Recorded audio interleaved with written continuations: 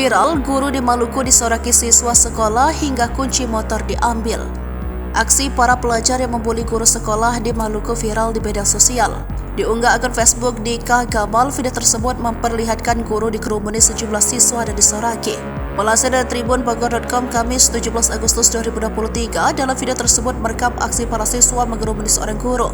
Guru tersebut terlihat mengenakan baju dinasnya dan hendak menaiki motor. Terlihat guru tersebut berbicara dengan para siswa yang tampak mengambil kunci motornya. Sementara para siswa lain yang mengerumuni guru tersebut melontarkan sorakan, "Gak bisa pulang, gak bisa pulang," sorakan para siswa. Mendengar para siswa yang menyoraki guru tersebut terlihat kesal, namun tak dengar apa yang dibicarakan guru tersebut kepada siswanya. Sementara kamera yang merekam guru itu beralih memperlihatkan wajah seorang siswa yang seolah meledek.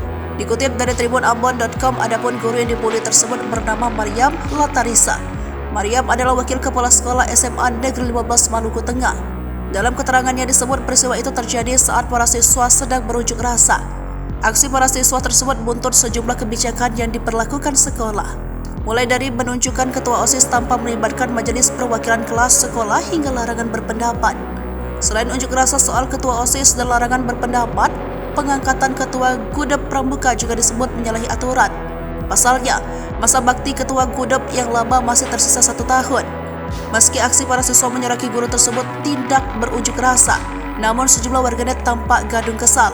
Warganet merasa miris terlihat aksi para siswa tersebut merasa dinilai tidak sopan.